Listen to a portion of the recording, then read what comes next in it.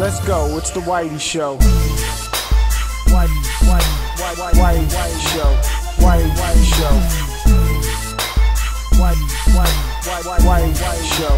Whitey Show.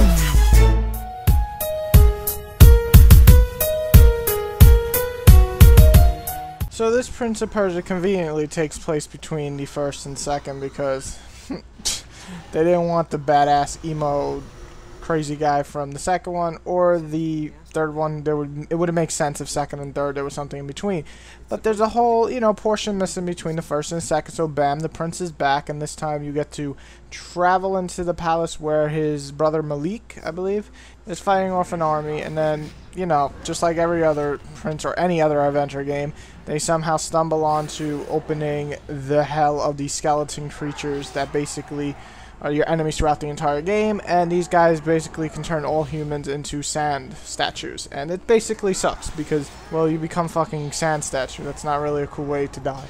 But overall, the main story is basically the prince going throughout the palace trying to stop this by closing the gate, but at the same time his brother becomes power hungry, and they go through civil rivalry, as you would say. And overall, it's not a terrible story. It actually has some really cool cinemas and everything, but it's just very average for Prince of Persia, and definitely not on par with the other Prince of Persias. However, I will say that the voice acting is once again top notch, especially from the prince and his brother, and overall the story helps the gameplay move along, but it's definitely probably the weakest part of the game. Die, you monster!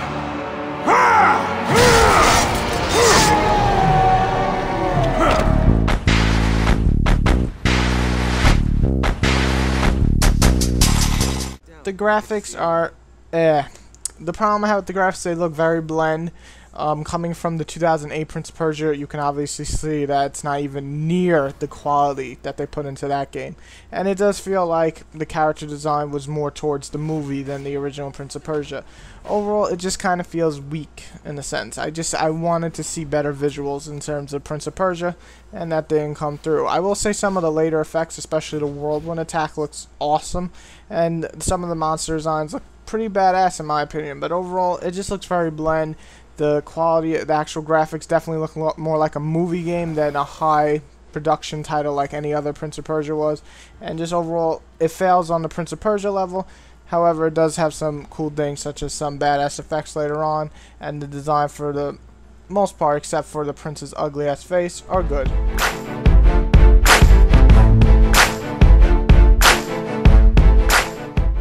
The Prince of Persia gameplay has always stayed pretty consistent, but adding new elements throughout the series and making it more unique. And each game, to me, felt unique in its way of trying to do that, whereas the first one was mainly focused on platforming, second one focused on combat, third tried to mix both of them, and then the newer Prince of Persia went back to its roots and focused on platforming, but they also added the combat looking more stylish this time around.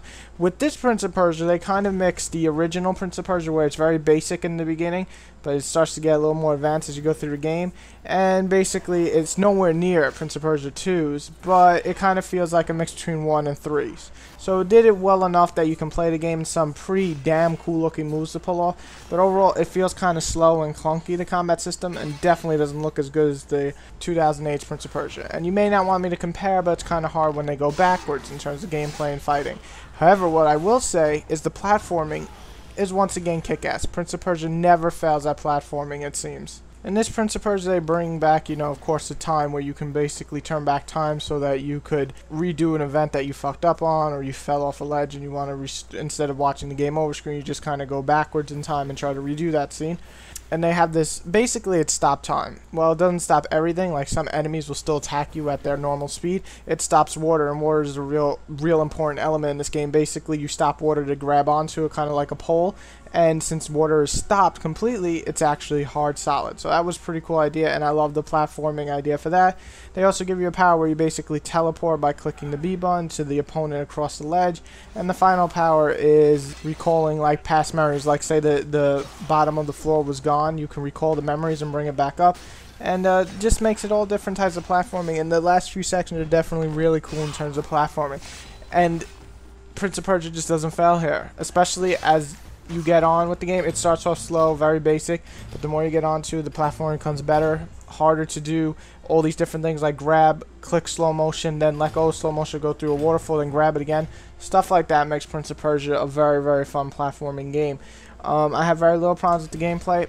There are a few glitches I'll get more into and the enjoyment, but as far as the platforming goes, it's well done. Combat is decent enough, looks kind of cool at times, but definitely doesn't compare it to Prince of Persia 2 or the 2008 look. So overall, the combat's a little but the platforming is great once again.